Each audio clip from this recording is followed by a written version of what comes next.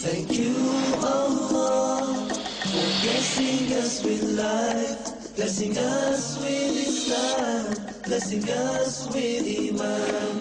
Thank you, Allah, for blessing us with life, blessing us with Islam, blessing us with Iman. Thank you, Allah, for blessing us with Muhammad Rasulullah.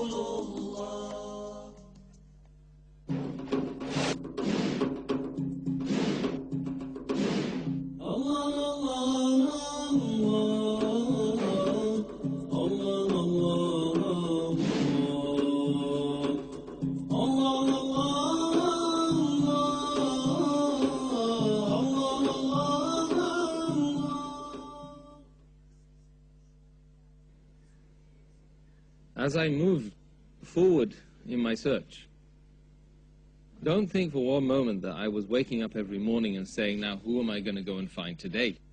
No. But the world is a place, and it was a place then, particularly then, where people would grab me every now and again and try to pull me back into the dunya and just let the desires explore. You see? So come here, have this drink, have this, have that. It's great. You don't need all that rubbish. And there was a guy all this time, I'd spend some time with him at the weekends. You know, for 8 years I was with him. And I remember one day in the weekend, and he would say to me, you know, there's something wrong with you. There really is. What's wrong with you? Why are you so concerned about things? You're almost mad. And he suggested that even he would get me a doctor. You see? Because I was striving against the norms in society. In that time I went through a lot. I was reading a lot, and I started to drink because I just wanted to just relax and just take all the pain away of the world. And there were days then when I would look outside and see the light and then just want to turn the light off. You see? And I would look out and outside and just say to myself, hey, I don't need this dunya. I don't need this world, you know. There's no purpose to it, so why am I bothering? There were times when I spent days and days and days on my own, didn't talk to anyone. And there were times when I used to look out of the window in the night and just search for the truth in the skies. I used to look at the stars, and I started reading about astronomy. I would look at the sun and the moon. I would read about these heavenly bodies. And I would say, look at the enormity of this world, this universe. The nearest star being, 4 light years away. 186 meters per second, light traveling from my eye to that star. At that speed for 4 years before I'd even get to the nearest star. And I said, I really was frightened. I was so petrified because I didn't know why, and I was looking at these amazing things going on around me. There was one day that I decided, I'm going to walk into the church across the road. I said, the church, they must have the answer in the church. I went in there, and he wasn't ready to see me, but he told me, book an appointment to see me. You see? So we booked the appointment to see the person who's going to tell you why you're here. Like a doctor is going to give you the medicine. The day after, I came in his office. The first thing I noticed, he was too busy to talk to me. Shuffling books around, papers around, answering the phone. He said, no, what can I do for you? So at that point, I said, look, I'm going to tell you that. And I poured my heart out to this man, a stranger. I said, look, you're a man of God. I want you to tell me, who is God and why am I here? You have to tell me. He said, well, have you ever thought about doing a theology degree? I said, yes, I have thought about it, and I tried to go to Dublin, Trinity, but I decided that all of the stuff seemed like dogmatic and it didn't make sense to me. It wasn't the truth. He said, oh, well, I don't know then. He got dumbstruck because he didn't expect that answer. And he said, well, why don't you,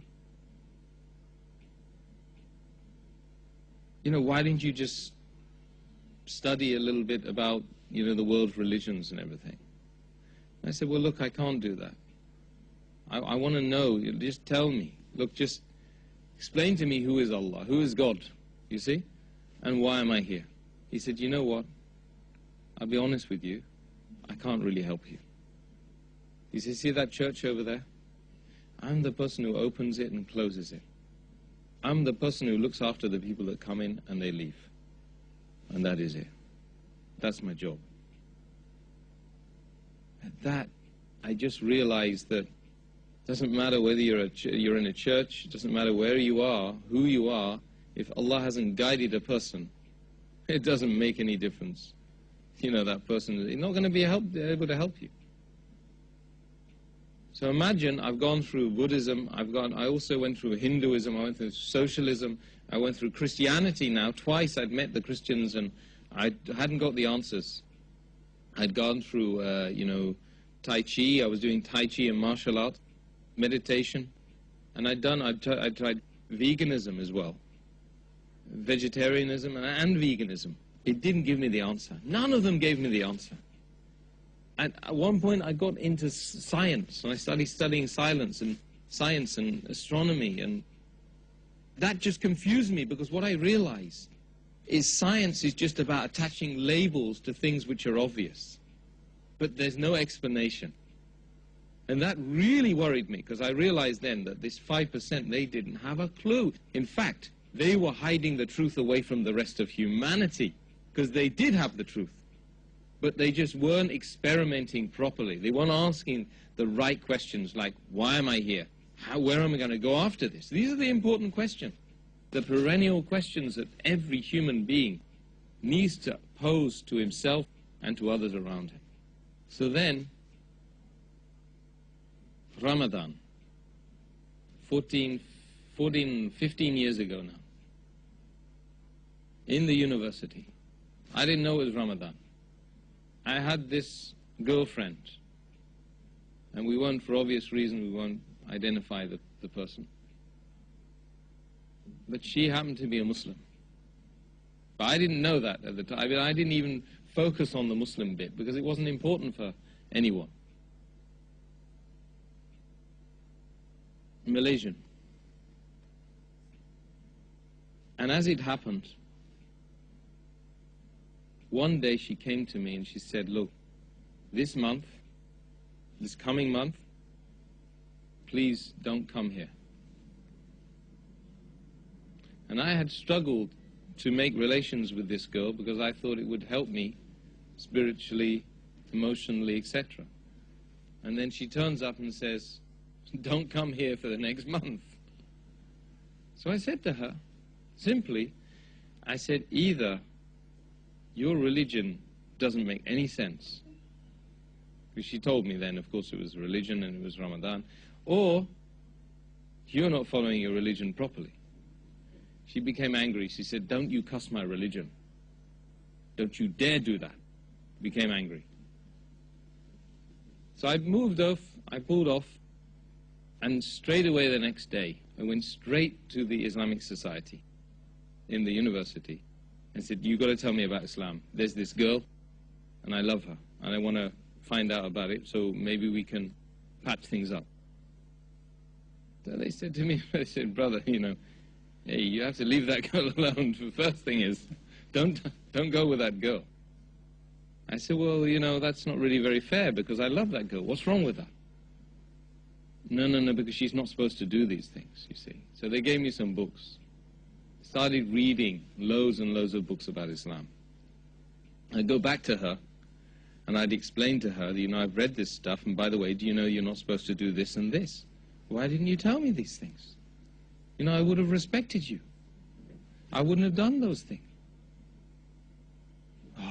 it's only for religious people and stuff like that. She come back with the answers. So I said, well, look, at the end of the day, you know, why don't we just get married? We can sort this out, you know. At that time, I hadn't read that, of course, you have to be a Muslim to marry a, you know, a Muslim girl. So she put me off, and she became very angry with me because, you know, she saw that I was getting close to this thing which was going to maybe ruin things, you know. That, of course, you have to be a Muslim to marry a, you know, a Muslim girl. So she put me off, and she became very angry with me because, you know, she saw that I was getting close to this thing which was going to maybe ruin things, you know. So, shwaya ba shwaya, little bit by bit, reading and reading and reading, I started to look at the world outside with new glasses on. It's like somebody had put a pair of glasses on. Suddenly I could see things in focus, you know. I could see the foreground and I could see the background. Whereas before things were a bit cloudy and hazy. And the more I studied to fast in the month of Ramadan. I started to fast. And sometimes I would go to the masjid, the small masala, and I would just join their prayers. I didn't even know what I was saying. I was just doing the motions. And after some time, this occasion happened that I was with some people one night, and I had been continually fasting and reading and making dhikr and asking Allah for help. She was getting further and further away from me. And my objective was to get closer to her. Read the books and do the fasting, so I get closer to her. And I started to see the world as a totally different place. You wouldn't believe how someone can change overnight. Like two weeks, I became somebody who just didn't know anything, as to somebody who really had some sort of confidence about why I was here. But it wasn't written on me yet. It wasn't part of Yusuf. It wasn't part of Tim. I was in London, and I was with these guys that I used to know back in the days. And then I had a terrible evening with them, because everything they did contradicted what I was doing for 2 weeks. They want to drink, they want to do all sorts. I won't even mention the things they were doing. Disreputable things. So they were contradicting me, and I was contradicting them. For the whole night, I just kept reading the book. There we'd just gone, I was in a room on my own. And then I went to the bathroom, I just made wudu. I just made the ghusl. I didn't know what I was doing, because I didn't know ghusl really. I just read some stuff in a book. And I became totally and utterly focused on Islam has to be the right way.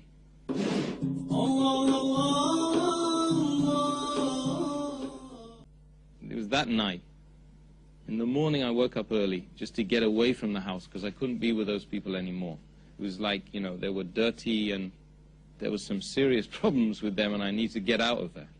Something forced me out of the door. I walked up the road and I met this man, and because he had brown skin, I thought maybe he's going to know where the mosque is, you know. So, a bit ignorant at that time. I didn't realize. I thought, you know, anybody can be a Muslim.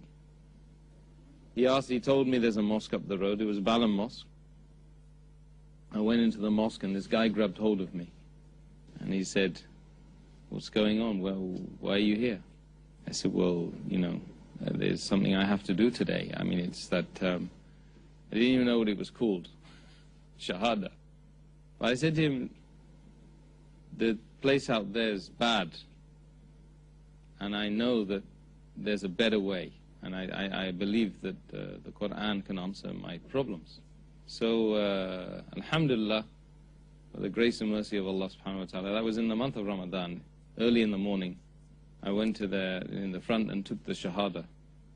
And the whole masjid, loads of brothers, there must have been about 300-400 people in there, the whole of them, each and every one of them embraced me and said salams to me, and congratulations that you've found your life.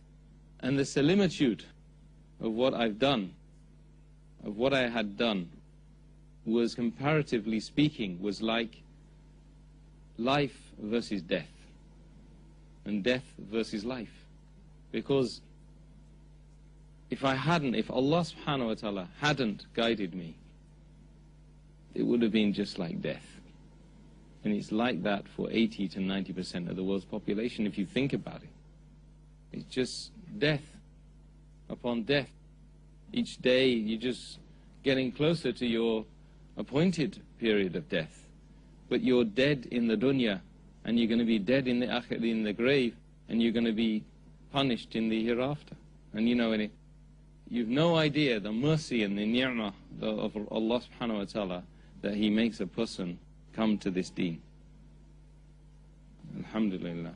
Before I reverted to Islam, the truth of the matter is, I did not know what contentment was. Because contentment comes from finding yourself upon the truth. And if you're upon the truth, you will be contented. But I'm not just talking about for one day. I'm talking about no matter what happens to you, wherever you are, whomever you are with, you will have that ultimate peace and tranquility in your heart.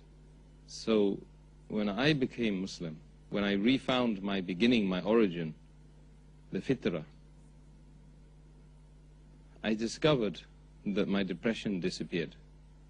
I discovered my reliance on alcohol at that time completely disappeared. That I didn't need anything or anyone, because I'd found that ultimate truth from within and externally. Of course, I had the brotherhood. Myself and my wife, basically we arranged the marriage ourselves, because when you revert to Islam, there's a lot of people who are not really practicing Islam. They're practicing what their forefathers were practicing, which is their culture. And it's not much to do with Islam. Because if a person, as you know, one of the conditions of sadaqah, one of the groups of people that it is paid to, is it's paid to the reverts. It's paid to the converts or the reverts, whichever phrase you prefer. And this is why. Because Allah subhanahu wa ta'ala, in His infinite wisdom and mercy, He recognizes the need to support those people who are in the most needy categories. And the needy categories, one of them is, when you come into the path of Allah, you need as much support as you can. Why? Because the shaitan is attacking you left, right and center. Is now trying to knock you off the path. And he uses some of the Muslims, some of the non-Muslims, all of the enemies of Allah. They come and they start attacking you. He uses the family. Sometimes he even uses your own family. The first 2-3 years of marriage were tough. And we tried to practice the deen. We tried to pray a little bit. My wife tried to put the hijab on a bit. And we grew organically as Muslims. Because you have to remember, of course, the Quran was revealed over 23 years. It didn't just come overnight and everybody just sat on it and just said, hey, we believe in it and we're going to do. Likewise, when people come into the deen, we all need to realize that they need supporting, they need to be goaded correctly, you need to use wisdom with them, you need to use fair preaching with them, and you need to treat them like babies. They're small babies. That's what they are. I'm actually only 15 years old, The rest of my life was about struggling, just struggling and getting through and getting by. So the family, alhamdulillah, and the family affairs were very good, alhamdulillah, after a time, after 2-3 years.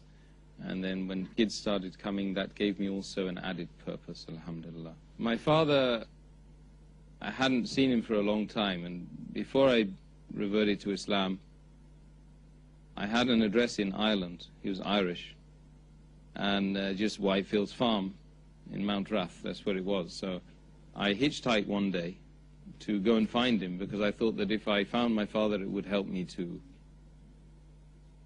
somehow know who I was and what I was doing here. So I hitchhiked all the way. I got to the place. It took me ages to find the place, because it was a very incomplete address, no postcode. And I found my uncle and my extended family there. And then, I stayed with them for 2 weeks.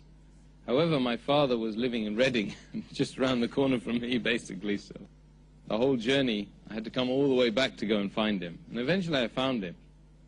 And unfortunately, he was an alcoholic. Basically, he just lived digging the roads and building houses and then getting drunk in the night.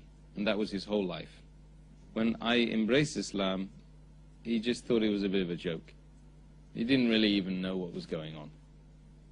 My mother, initially, as did my mother's family, they considered that it was just a passing phase. They said, well, look, we saw you as a Buddhist. We saw you talking about Christianity.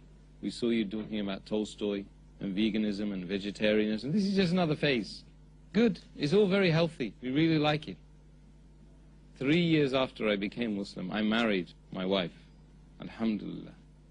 They started to see this wasn't so much of a phase. Firstly, it had lasted 3 years. Secondly, I was married to a woman who was Moroccan, and alhamdulillah, she wanted to practice the deen of Allah well. And thirdly, I started to turn down invitations which were about alcohol and partying and dancing and stuff like that. I said, I don't have any interest in those things. I don't need those things. When it got to that stage, they became a little bit suspicious. Then one day, I was invited to give a lecture in Trafalgar Square. Now, I didn't know this at the time, but the BBC were there filming it all. And when I gave my talk, I just became emotional and started putting my fist in the air and saying Allahu Akbar and crazy stuff that you don't do really in front of the BBC. As it happened, the BBC filmed me and showed me on the 6 o'clock and the 9 o'clock news. So then when I got home, I had got this mad rush of phone calls from my family saying, Tim, what's wrong? What's happened to you? So in actual fact,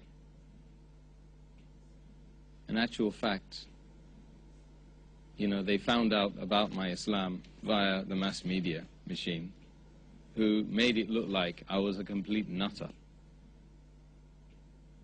Ever since then, generally speaking, they really haven't trusted me. There's a message here, it's about, the media and the way we use the media.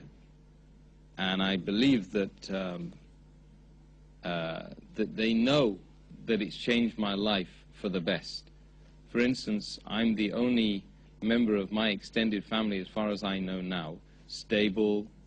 I don't go around beating my kids and beating my wife or running off with other women, or my wife doesn't run off with other men. And it's normal and it's healthy. And they've seen it. And even my sister, we interviewed her the other day for another channel, and because we were doing the same sort of thing, we found that, she was saying, it's brilliant. What's happened to him is absolutely brilliant. And after the interview, she even said to me,